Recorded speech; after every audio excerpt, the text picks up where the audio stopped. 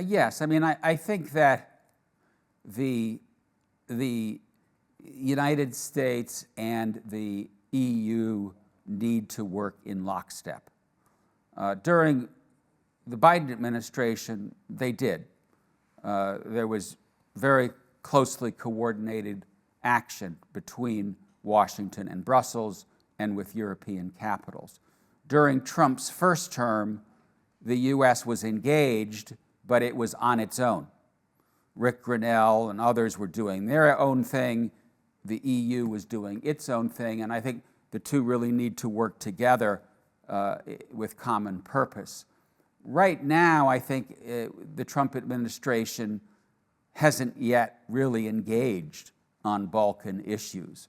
And that's in part because Washington is now completely obsessed with other issues: the war in Ukraine, the war in the Middle East, negotiations with Iran on the nuclear file, and the turmoil that the Trump administration has unleashed. Will Washington re-engage? I assume the answer to that is yes. When remains uncertain.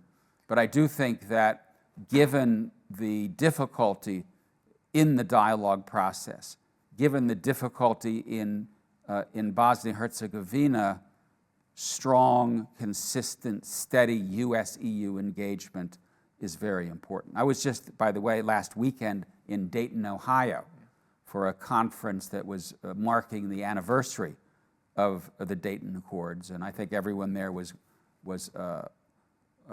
concerned about the fragility of the situation in Bosnia. So you're saying that both Kosovo and Serbia lost the momentum, important momentum, during the Biden presidency? Well, I think that yes is the bottom line, and that is the responsibility, I think, mainly of the parties, Kosovo and Serbia, because the Biden administration was quite engaged.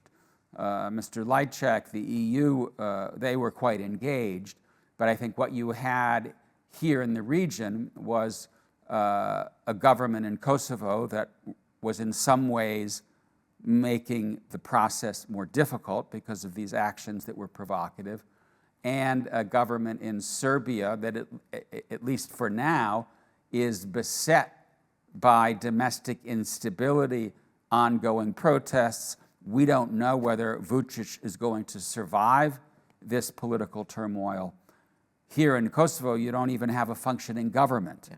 And so when you look at those two domestic situations, no functioning government in Kosovo, domestic political turmoil in Serbia, right now the table is not set for any serious movement on the dialogue. Yeah.